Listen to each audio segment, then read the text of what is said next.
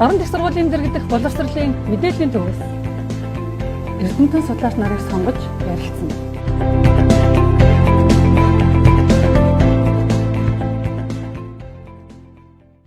Сайн байцгаана уу эрх мөндөд үзэгчдээ.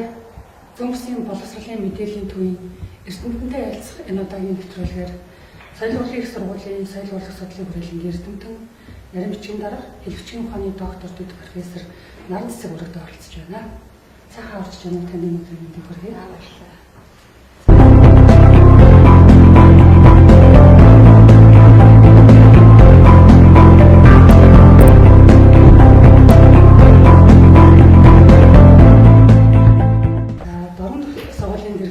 Мэдээллийн төвийн хамт олонний саацсан таних баярлалаа. Тэгээд манай подкаст төрсэн эрдэмтэн эмэгтэйтэй ярилцаж үзэгч олондоо Монгол хамтран зохиолын судалгааны тухай ёслол оруулах гэж байгаа миний өдөрт баяртай байна. Та өөрийгөө товчхон танилцуулаад энэ удаагийн аялын зорилгод хэлж. Дорнот аймгийн гаралтай хүн 1977 онд Дорнот аймгийн Сэргэлэн суманд төрсэн. Бэргэн омгийн хүн миний аав бол Сундын дамбын хорлоо гэж хүн байгаа. Манай Дорнот нутгийнхан бол манай аавыг сайн мэддэг. Насаараа одоо санхүүгийн байгууллагт ажилласан, маш сайн нэгтлэн байсан гэж хамт ажиллаж байсан хүмүүс нь үеийнхэн хүмүүс бол бахархаж ярьдаг. 1945 онд Дорнот аймагт одоо аав өвөөгөө дагаж ороод нутагт засаг захиргааны зохион байгуулалт хийсэн тэр үед бол Дорнот аймагт амьдрах болсон. Төв төлөлтэй, маш сайн төв төлөлтэй, Япон хэлтэй ийм Монгол бичгийг ч гэсэн бол надад Монгол бичиг төв төлөвний анхны мэдгэдэгтүүнийг бол миний аав надад өгсөн. Энэ удаа ирсэн зорилго маань бол Дорнот их сургуулийн урилгаар зөв бичиг төрмийн асуудал хийгээд буруу хөвшил хэсгээр лекц уншиж өгөөч гэж урилга өгсөний дагуу ирсэн юм аа. Ер нь бол энэ зөв бичгийн төрмийн асуудал чинь нийгмийн одоо нийгмийн тавигдах асуудал болчиход байна. Хүн болгон буруу бичдэг. Тэгээ энийг би ингэж сурсан байна. Надад ингэж заасан гэдэг. Гэтэл зөв бичгийн дүрм маань одоо болтол өөрчлөгдөв. Нэг л дүрм байгаа. Тэгээ энэ талаар бас ярьж өгч гэсэн төрсэн юм аа. Ялцчгүй энэ дараа одоо тэнцэн асуудлын их сургууль бүснүүдтэй оюуны их өргөд төгтгөрийг соргог харж тэ. Одоо олон түмэн хэрэгтэй байгаа мэдээллийг дамжуулах зорилготойгоор таны бас өргөнжиж одоо суралцж байгаа хүмүүс судлаачдад мэдээлэл өгч ирсэн судлаачдаас зөв мэдээлэл өгөх ажлыг зохион болж байгаа гэдэг сайхан санагдаж байна. Ер нь таны судалгааны чиглэлийн талаар хавлаа бас их хэлхэн зүг баг тийм. Таны энэ одоо надад төгхийг ингээд судлаад хийж хахад өнгөрсөн удаа манай Дорнот аймгийн тэрүүний ажилтны цолтын туршаа гэсэн надад баяр хүргэе. Хамтлагийнхаа өмнөөс тийм. За тэгээд энэ шагнал сүүл явдлал таны судалгааны ажилтны холбоо бас байгаа болов уу? Тийм сайхан асуулт байна. Өнгөрсөн жил Дорнот аймгийн тэрүүний ажилтны цолтын дээр Дорнот аймгийн үзэмжийн судлалыг дэмжих нийгэмлэгээс дэмжиж тодорхойлж шагнуулсан. Энэ бол миний судалгааны ажилтай яхаа аргагүй холбоотой. Миний судалгааны ажлын чиглэл бол Монгол хамтран зохиолын судалгаа. Одоо өөрийнхөө мэргэжлийн дагуу хийдэг түүний зэрэгцээ өөрийнхөө хүсэл сонирхлоор гэх юм уу үзэмжийн судлалын одоо өгүүлэл ном нөлөөлөх зэрэглэлийн ажлыг хийсэн. Үзэмжийн судлалын нэг 3-4 ном гаргаад байна. Одоо 5 дахь нь бол явж байгаа. Ер нь бол анхны эхлэн хэл зохиолын хүрээлэнд байхад 2005 онд байхаа үзэмжин гүн гомбчийн 250 жилийн ой болоод энд бол олон улсын хуралд хэл зохиолын хүрээлэнгээс чи явж өгүүлэл бичиж ихтгэл хэлцүүлэх хэрэгтэй гэж надад өөрөө өгснээ дагуу үзэмжин судлалаар одоо ажил маань эхэлсэн юм аа. Тэгээд би өөрөө Дорнот аймагт нэг өдөрч ажиллаж үзээгүй. Гэхдээ үзэмжингүүд бол Монгол улсад байгаа үзэмжингүүд бол Дорнот аймагт төвлөрөн суурьшилсан 1945 онд орж намны удирдлагаар орж ирсэн тийм хэсэг бүлэг айлууд бол одоо Дорнот аймгийн 3 сумд Сэргэлэн, Булган, Баян сумд голлон төвлөрч амьдардаг. Тэгээд энэ талын судалгаа хийсэн учраас энэ цалтын дээр шагнасан юм аа. Тэгшэнд одоо үзэмжийн судлалыг дэмжих нийгэмлэг Дорнот аймгийн засгийн даргын тахмын газар талархсан илэрхийлье. Ялцчгүй тоос үндэсний соёлыг түгээн дэлгэрүүлэх хүмүүсэд 20 нэмрээ оруулж байгаа энэ оюунлаг хүмүүсийг дэмжих нь өөрөө тухайн цаг үеийнхаа одоо төв хүмүүс явдал боловч алстай тухайн соёлыг одоо хадгалж үлдэж байгаа юм нэг илрэл гэж би боддөө шүү дээ. Тэрний дунд оруулж байгаа маш өдөр хэмжиж харуулж байгаа. Тэгэхээр үзэмжийн судлалын чиглэлээр төдийл ингээд тийм одоо дэлгэрэнгүй судалсан тийм мэдээлэл гарсан бас бага байдаг. Тийм учраас ийм сайхан бүтээлийг хийсэн одоо эрдэмтний эмэгтэйгээ манай орон нутгийн докторлуудаас зөвшөөрж байгаа гэж хэмжээ гэдэг бас талархаж сууж байна. Ингэсэн л дээ үзэмжийн судлалыг бол миний багш академич Далан Тэнцэрэн Содон багш философийн хүрээлэнд ажиллаж байхдаа анх 1961 онд философийн хүрээлэнд эрдэнэ шинжилгээний дэд ажилтнаар орсон гэж ярьдаг. Тэгээд 62 онд бас даалгавар өгөөд үзэмжийн агуу зохиолыг судлуулахаар Дорн тамгийн сэргэлэн Скотланд Эрдэнэ цагаан сумдаар явуулж ачээ. Энэ үеэс үүнээс ч өмнө 1955 онд бас эрдэмтэд тэрэн шинжилгээний ангаар Монгол нутагтаа үзэмжингүүдийг судлахаар явж исэн юм байдгийн гадны эрдэмтэд бас ирж шимэ зэрэг эрдэмтэд судалсан. Манай үзэмжнээс бол Ахмад судлаач Шуушингагаа бол үзэмжийн судлалаар маш их хийсэн шүү дээ. Бидний өмнө одоо үзэмжийн хурим гэсэн бяцхан тохиомлыг гаргасан, үзэмжийн алтан дөрөө хаана вэ? Тийм үзэмжийн нийтэр шүтлэгтэй алтан дөрөө хаана вэ гэсэн асуудал төвшүүлсэн нийтлэлийг хийжсэн. Тийм зөвхөн одоо ганц сэдвт бүтээлийн төвшөнд бол Монгол улсад хийгдээгүй байсан юм л да. Тийм. Ер нь 3 жил тутамд үзэмжийн төвний урлаг соёлын наадам бас алтан дөрөв наадам болдог тийм энэ ажиллагаанд оролцож байсан уу бас энэ наадмын тухай бас сэтгэл болцсон шүү дээ. Үзэмжийн судлалын дэмжих нэрмэлгээс санаачлаад 2005 оноос эхлээд үзэмжийн төвний алтан дөрөв гэсэн наадмыг зохион байгуулж байгаа. Энэ нь бол олон үзэмжингүүдийг нэг дор уулзуулах хамгийн гол нь үзэмжний соёлыг, түүхийг, урлагийг дэлгэрүүлэхдээ түгээн дэлгэрүүлэхэд бол оруулж байгаа хувь нэмэр болдог юм наадам юм аа. Би энэ наадамд 2005 оноос эхлэж ирмжил алгасахгүй оролцож байгаа.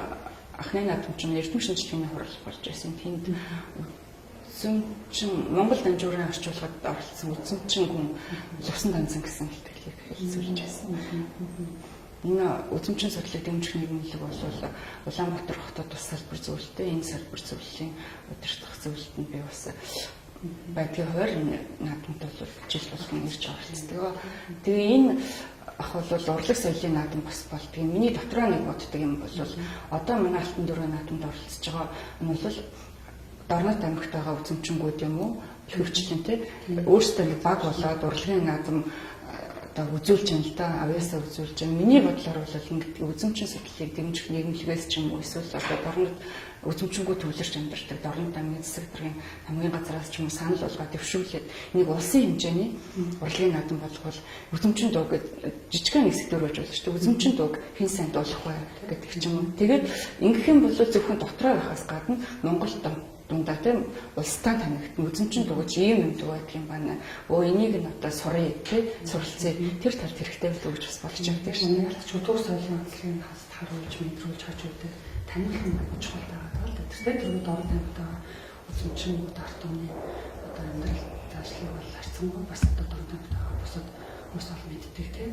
Гэтэл тэрийг цааш нь түмэн дэлгэрүүлэх одоо тэр бүр цаашлаад ярих юм сайн таньсан нэг сэдвт бүтээлийн хэмжээнд очлоо тэр сайхан судлагдаж тийм үнтэй одоо бүтээл болоосоо гэж хүсэж асуув. За тэгээд ер нь алтан дөрөв таны ярианаас бас нэг зүйлийг тодруулж асуумаас мэдлээ. Үзэмжийн төвний шүтэн бас алтан дөрөв хаана нэмэ гэдэг тэр их гоё сонирхолтой яриаг таны нэг цус хэллээ шүү дээ. Ер нь алтан дөрөв гэдэг чинь ямар утгатай юм бэ? Алтан дөрөв наадмын одоо учир нь яг юундаа байдгийг тэр нэрний учир гэж юм уу? Энэ үзэмжингүүдийн шүртэн нь бол Чингис хааны дөрөө гэж ярьдаг. Зарим судлаачид бол энэ Чингис их биш юм аа. Ойртын Галдан бошх тааны дөрөө байсан юм аа гэж ярьдаг. Алтан гэдэг нь бол баг хүн тэтгэлийн одоо утгаар нь алтан гэж нэмсэн байхаа гэж бодож байна. Хувь хүнийхээ хувьд. Тэгээ энэ эзэн дэвцсэн маань шүртэн эзэн дэвцсэн маань одоо дөрөөтэй энэ бол үзэмжингүүдийн шүртэн учраас энэ шүртэнийхээ нэрээр наадмаа нэрсэн юм аа. 1900-аад оны дунд үе хүртэл бол энэ шүтэнийг үзэмжингүүд үе одоо залхамжлан дахиж одоо дөрөв сүлтний тахлах хийдэг байсан.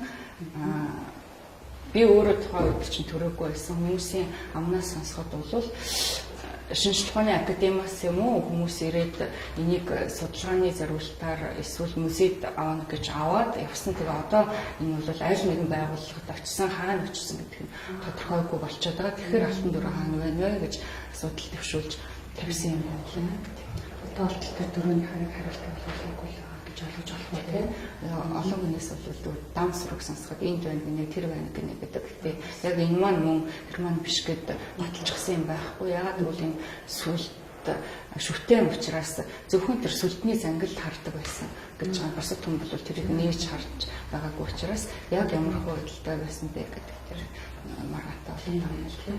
Тэг сонирхолтой зүйл юм бид алтан дөрөө наадмын тухай үлгэр салын наадам гэж яриад байдаг боловч энэ бас цаах нэрийн шүтээний утга учир зүгээр яг миний хувьд бол тэтгэлийн сайн бас мэддэг байсан юм.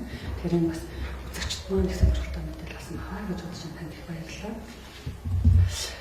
Ялцчгүй дуран камераас төрсэн бас эрдэмтэн гэдэг утгаар нь одоо энэ алтан дөрөвтэй холбоотой асуудлыг бас мэдчихлээ. Тэгээд одоо энэ удаа цаашлаад яг өөрийнхөө судалгааны ажлын чиглэл рүү бас ярилцъя тийм. Одоо таны судалгааны ажлын нэг чиглэл нь Монгол нутаг зохиолын судалгаа гэдэг юм байна. Тэгээд энэ чиглэлээр хийсэн одоо эрдэмтэн судлаачдын бүтээлүүдийг харахад бол төдийлэн сайн бас өргөн хүрээд асуудалтай байдаг юм болов уу гэж харж байна. Тэгээд яагаад энэ чиглэлээр судлах болов тийм. Яг энэ судал өөрөө яг цаад судлах тун нөр яг юу гэдэг юм бэ? Эхний талаар нь ярилцсан. Энд үзэмчний одоо алтан дөрөгийн талаар юм уу эсвэл үзэмчний үүсэл гарал одоогийн байдлын талаар бол үзэмчин судлалыг дэмжих нэмэлтийн тэргүүн төвдний дараагаас юм уу эсвэл манай ахмад настай буурлуудаас асуух юм бол надаас илүү үг хэлж өгөх байхаа гэж бодож та нар хэрвээ энийг сонирхож байвал цаашаа хөргөжүүлж гэж асуугаарай. За миний одоо яг өөрийн мэрэгчлэлтэй холбоотой судалгааны ажил бол Монгол нутаг зохиолын судалгаа 2005 онд академич Цэрэн Сүдэн багшийн удирдлагаар богцонхгүй намтрын судалгаагаар бол хэлвчгийн ухааны докторийн зэрэг хамгаалсан. А яагаад намтар зохиолыг судлах болсон бэ гэхэд би их сургууль багшилж байгаад Цэрэн Сүдэн багш намайг хэлцүүлэг хүрээлэнд авъя. Одоо энэ жоохон багш нараас надад олгосон мэдлэг бол Монгол бичгийн жоохон зах зохтой төвдөл бас нэг халтар гандралдаг хятад бас нэг заалгачсан байсан та. Тэгэхээр ийм мэрэгчлээ хүн бол хэлцүүлэг хүрээлэнд хэрэгтэй байна гэдээ авсан. Тэгээ аваад эрдмийн зөвлөлөөр хэлцээд ерөөсөө энийг нарийн цэцэгт өөр сэдв онож өгөө. Би 2002 онд бол Монгол Улсын их сургуулийн докторантууд эрсэд орчихсон өөр сэдвээр ажил хийж ирсэн л да. Тэгэхээр энийг бол ерөөсөө өөрчлөх хэрэгтэй. Монгол судлалын тэргүүлэх чиглэлийн хүрээнд тэгээс бэлтгэлийн хүрээлэнгийн судалгааны чиглэлтэй холбож сэдв өгөө гэдэг эрдмийн зөвлөл хуралдаад ерөөсөө Монгол судлалд ямар орхигдсон орон зай байна вэ? Монголчуудын төв төрөлт орон зай бол гэсэн маш өргөн дэлгэр энэ агуулгын хүрээнд Монгол намтар зохиол судлагдаагүй байна. Тэгэхээр энийг бол Монголын тууж судлагдаагүй байна. Үг зохиолууд, сургаалын зохиолууд ерөөсөн судлах эзний хүлээж байна. Тэгэхээр цаашаа үргэлжлэх нэг докторийн зэрэг хамгаалаад дуусчих биш. Тийм цаашаа үргэлжлэх юм судалгаа оноож өгөө гэж надад ер нь даалгавар болгож өгсөн юм аа. Ингээд бол тэгэхээр өөрөөс энэ судлаач болгон гэр дундаа одоо үеийн нийгмийн захиалгаар гэж бас тийм сэдвээр сонгох гарсан болсон гэдэг баг. Өөр хаяг одоо сонирхож байгаа чиглэл рүү бас ингээд судалгаа хийдэг. Тэгэхээр бол талаасаа бол нийгмийн одоо маш чухал үүрэг даалгаврыг гүйцэтгэсэн сайхан ажилттай ажилласан юм байна. Тэгээд таны судалгааны ажлыг бас дэлгэрүүлж таниулж судлах бас залуучуудаас олон байгаа хаа гэж бодсон. Тэгээд ер нь энэ Монгол намтар зохиолын уламжлал яг хэдийгээс ихтэй юм бэ. Тэгээд энэ уламжлалын дагуу бичигдэж байгаа одоо бүтээлүүд одоо яг цаг ямар гэдэг юм бол Монгол намтар зохиол бол энэтхэг төвдөөс уламжлалтай анхны үүсэл нь бол гэрээ үеийн бичиг манайхан уугийн бичигч гэж нэрлэдэг шүү дээ. Энэ дээр их суурь аваад энэтхэг төвдийн Монгол намтар зохиолын уламжлалыг аваад өөрийн гэсэн онцлогтой намтар зохиол болж төлөвшсөн юм. 14-р зууны үеэс ихтэй одоо Чожи Уцар гэж банд та анх зохиолч шаруулсан монголчуудын орчуулсан Бурхны 12 зохионгоо задавж үнийг зохиол байдаг. Энээс бол Монгол намтар зохиол их уламжлалыг авч илтгэе. Хэдийгээр их уламжлал нь юм боловч Монгол намтар зохиолын хөгжлийн гол үе нь бол манай ер нь утга зохиолын төлөвшин тогтсон 17-аас 18 дугаар зууны үед холбогдож ирдэг. Энэ үед бол ерөөсөн Монголын эрдэмтэн мэргэд сайчууд бол маш олноор намтар зохиолыг төвлөрч төвд Монгол хоёр хэлээр төвлөрсөн байдаг. Одоо яг орчин үеийн одоо бүтээл орчин үеийн цаг үеийн бүтээлүүдээс намтрын уран зохиолч бол дотор их олон төрөл зүйлтэй гэдэг юм л да. Одоо дотоод намтар, гадаад намтар, савын намтар, өөрийн намтар ч гэдэг юм уу. Савын гэдэг нь нууцын намтар гэсэн. Ингээд өөрийн намтар ч юм уу эсвэл намтрын тайлбар ингээд явчихдаг. Одоогоор уламжлагдж байгаа нь бол өөрийн намтар буюу зохиогч өөрийнхөө намтрыг бичих тэр нь уламжлагдж байна. Жишээлх юм бол профессор Төмөртэй огш өксөр замын дурсамж гэж өөрийнхөө намтрыг бичсэн. Тийм академик сэрэн сотон бас өксөр замын их үеийн дурсамж, дунд үеийн дурсамж гэсэн хоёр одоо дуртатгал намтраа бичсэн байна. Академич Хүрвэн хорлоо бол хүрдэт нэртийн түүх гэсэн зохиол бичсэн байна. Хүрдэт гэдэг нь болохоор одоо яг хорлоо гэсэн үг байхгүй монголоор төв дээр тийм хорлоо монголчлоход орчуулах нь гэж хүрд гэдэг. Тэгээ иймэрхүү нэрээр ингэж бас багшийг ярьж байхад намтар судлалын бүтээлүүдийн орчин үеийн цаг үеийн хийж байгаа бүтээлүүдээс харахад их сэтгэлийн өвчтөцийг бас хадгалсан тийм хүмүүсээс таниулах гэсэн ийм бас чухал бас судлал юм байна. Тэгээд энэ чиглэлээр Монгол судлалын манай дорн их сургууль маань тэрэгтэй Монгол судлалын төв байдаг. Тэгээд Монгол судлалын төвийн удаас нэг судлах том болоод бас цаашаа хөгжих байх гэж бодож байна. Тэгээд таны эрдмийн одоо зэрэг хамгаалсан бүтээлийг шинэлэг тал юм бэ?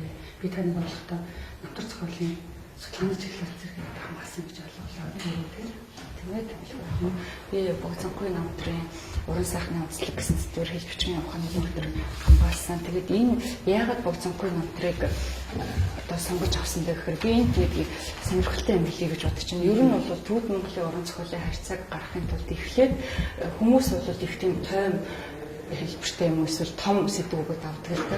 Гэтэл тоймыг гаргахын тулд нарийсгсан юм жижигрүүлсэн судалгаа заавал их хэрэгтэй болдог. Тэгэхээр зохиогчор юм эсвэл зохиолоор юм эсвэл нэг хүний одоо цаг үеэр нь нэг хүний гаргалаа гэхэд цаг үеэр нь гаргах хэрэгтэй. Тийм учраас жижигрүүлсэн судалгаа бий гэж авсан юм а. Тэгээд энийг сонирхолтой юм би үзүүлэх гэж бодож байна. 1985 оны 7 сарын 24-нд мөн л манай Монголын алдартай эрдэмтэд орнот нутгаас төрж гарсан академич Цэнгийн Дамтан Сүрэнгүй бол өөрийнхөө шагварлуудаар бичүүлж тэмдэглүүлж авсан юм үг байна. Энийг унших юм бол одоо юуны өмнө та нар Монгол зохиолч аваа. Тэгээ явандаа төвтэй зохиолч руу орох хэрэгтэй. Их том эсвэл тоймс ерөнхий сэдв авдаг. Наривсах нь чухал байна.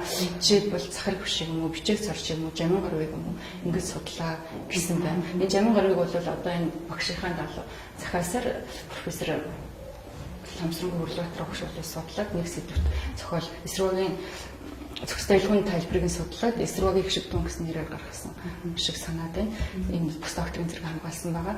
Тэгээд тэмдэглэлээс өөрчлөлт юу гэсэн гэхээр та нар чойнжингуудыг судлах хэрэгтэй, намтрыг судлах хэрэгтэй. Тэр чойнжинд байгаа чойнжин тус бүр дээр намтар тус бүр дээр нэг хүн ажиллуулж ямар байна. Тэгээд чойнжинд байгаа намтарт байгаа уран зохиолын зүйлсийг дахил төгсгөлийн зүйлсийг шигтгэж шүлгийг, сургаалын шүлгийг, дуулын шүлгийг ингэж нарийн саж судлаа гэж одоо цагаасан тийм байна. Энэ бол академич Дамтан багшийн асуухаас нэг жилийн өмнө одоо шавьтаа өөрийнхөө дэг сургуулийн дагуу юу хийх вэ гэдгийг уламжлан хэлж өгсөн юм л да. Тэгээ би ч гэсэн одоо энэ дэг сургуулиар явж байгаа хүнийхээ хувьд Монгол намтар зохиолыг судлахтаа эхлээд явах байх. Нэг Монгол зохиолчийн нэг зохиолыг нь авъя гэдээ авсан. Яагаад богцонгүй намтрыг авсан бэ гэхээр намтар зохиол гэдэг чинь бол одоо өнөөгийн бид нэр хэлж байгаа би тэдэн төрсөн гэсэн биш л те. Өөрөө ерөөсө товч дэлгэр олон янзаар байж болно. Маш өргөн агуулгатай. Одоо төрүүлсэн бас тогтсон хэлбэр хэмжээтэй тийм ийм зохиол юм аа. Тэгээд богцонгүй намтрыг яагаад авсан гэхээр Цахар Гүшиг бол өөрөө маш 18 дугаар зууны үеийн соёлын гэрүүлэгч өөрөө буддийн утга зохиолын одоо төгс мэдлэгтэй хамгийн гол нь одоо Монгол ахуйд сууршилж тэр энтэг төвдөөс гаралтай буддизмыг Монгол ахуйд сууршилж Монголын хөрсөн дээр болгоход юу хэрэгтэй вэ гэдгийг анхаарсан байна. Тэгж зохиол бичдэг хүн учраас би энэ дундаас нь богцонгүй намтрыг авсан. Ер нь бол богцонгүй намтрыг үе үеийн Монгол төвдийн олон мэргэд бараг зохиол бичдэг хүн болгон зохиосон байдаг. Тийм үү. Тэгээ төвд монголоор их тавч дэлгэр олон янзаар байдаг. Энэ дундаа бол Цахар Гүшиг бичсэн цаар хүрээний хувьд үүлэгдэхүүний хэмжээний хувьд тэр дундаа уран зохиолын дурсгал болох талаас товон ялгарч байсан учраас сонгож авсан юм аа.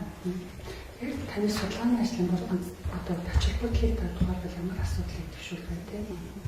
За энэ Монгол намтар цэцгийн судалгаа гэсэн энэ өгүүлэл бол ерөнхийдөө миний докторийн зэрэг хамгаалсан ажлын одоо үр дүн юм. Энийг шинжилгээний академийн хэлцүүлэг хөрөлнгөөс заавал хэвлэх шаардлагатай гэж үзээд хэлцүүлгийн эрдмийн чуулган гэдэг сурлаараа хэвлсэн.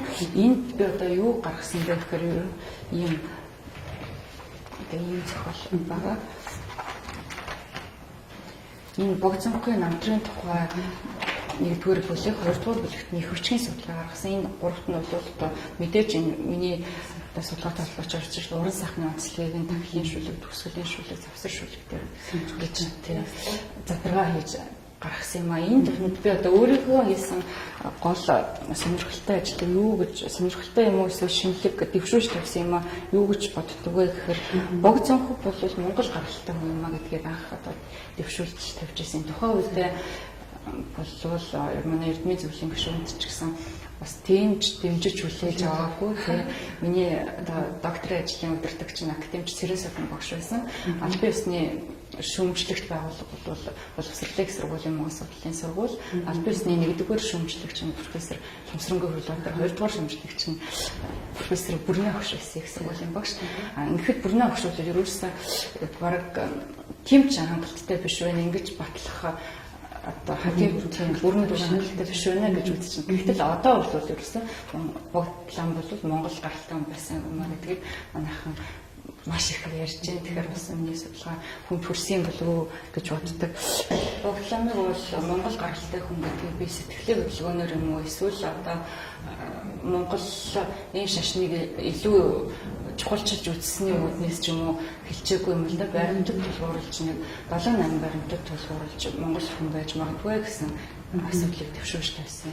Нэгдүгээрт нь бол одоо богдын аав нь дархагч дүнбүмгүй гэж хүн байна гэж намтарт нөхүүлж байгаа. Энэ дархагч гэдгийг болохоор манай өвөр Монголын эрдэмтэд жишээ нь содвиллэг зэрэг шашны төлөвлөгсөн хүмүүс юу гэж тайлбарласан бэхээр даргагч гэсэн үгээ энэ бол Юан 9 үеэс эхэлсэн одоо алтан тушаалаар гэж байна шүү дээ тийм юм гэсэн. Гэтэл сүм хоолын одоо шонжин буюу ийм зохиол номын гарлаг цаглахгүй санааны найзуур модон гэсэн зохиолыг уншаад үзчихсэн чинь дархагч дүнбүмгээ гэдэг бол энэс дархагч гэдэг үг нь ямар утгатай вэ гэсэн чинь дархан буюу алга үгүй өөрийн ихээр явах тул дархан гэсэн цог болгосон. Энийг нь бол монголчуудын нарийн дуудлагад сонжирсаар яаж байгаа дархнаа дархаж болсон гэж хэлсэн байдгийн. Тэгээд дархлагдсан сул хүн гэсэн үг шүү дээ тийм. Тэгээ Монгол үг байгаа. Ийм нөгөөх нь болохоор нэг юм тойл байна. Жунго рементаци гэдэг одоо хятадын хүний нэрийн их тойл гэсэн 1900 нэлээд их гарсан тойл байгаа. Энэ дээр бол 509-р талд нь болохоор байгаа байхгүй юу? Зонхов Мэн улсын ламын шарын шашныг үүсгэгч нэрэн лувсан давууг Монгол үндэстний хүн гэж тав тодорхой биччихсэн байгаа байхгүй.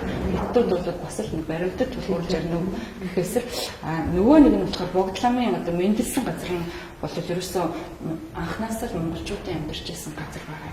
Гүмбүм буюу бомын лагшинт гэдэг газар мэндэлсэн гэдэг чинь богд ламын одоо мэндэлсэн газрын тухай бас их сонин домог байдаг те. Анх хүүгийн огтлсон тэр газараас бол шунхан туссан гэж бодсон. Тэр газар чинь бол ийм бомон салаан хүчтэй тийм мод ургаж гарсан. Тэргээр нь болохоор нэрлээд гүмбүм бомон лагшин гэсэн гэж газар төрсөн гэдэг. Энэ гүмбүм гэдэг газар нь болохоор ерөөсөн уулаасаа монголчуудын захиргаанд байсан.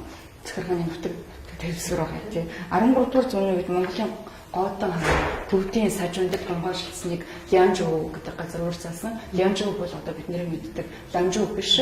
Одоо Хятадын биш. Өвөө явахт Хятадын Гансү мужи өвөө явахт одоогийн энэ газар байгаа. Энд бол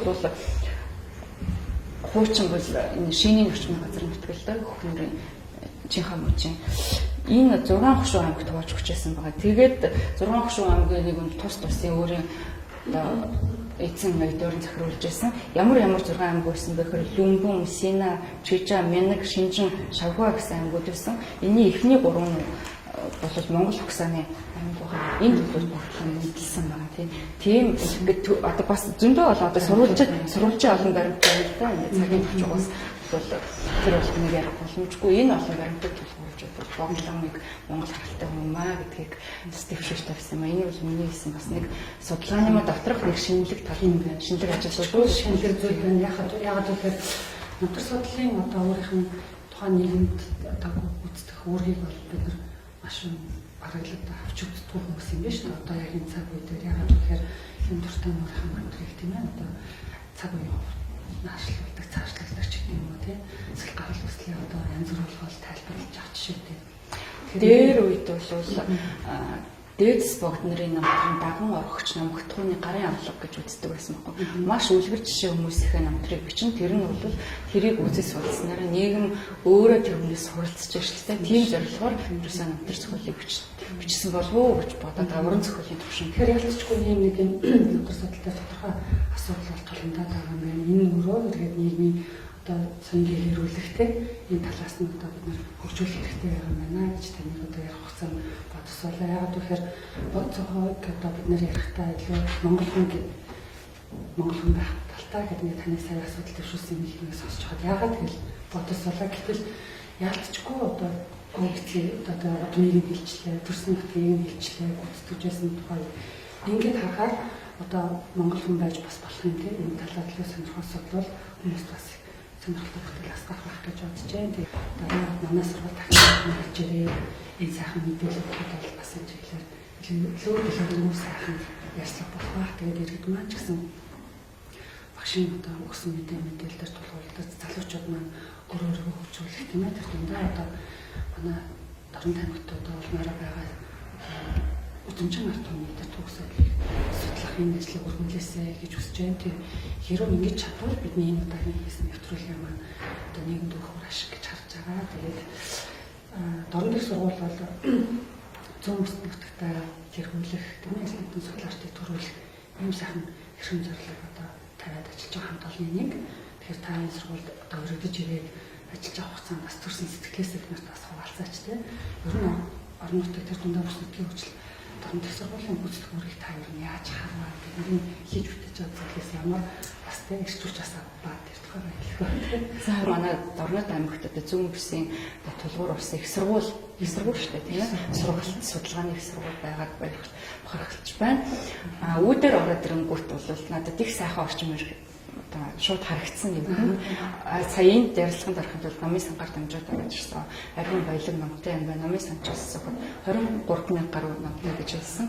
Хуучин бол одоо сурыг гэсэн хүн бол зулын гэрэлтж болтгоо ном уншдаг байсан. Одооны хүүхдүүд бол орчин гэх шаарддаг болсон. Сурах орчин байх юм бол би сурна гэж ярьдаг байсан. Тэгэхээр дорн дэх сургууль бол ямар ч байсан сургалтын орчин бол маш сайн бүрдүүлж өгсөн сургууль юм байна л гэж бодчих.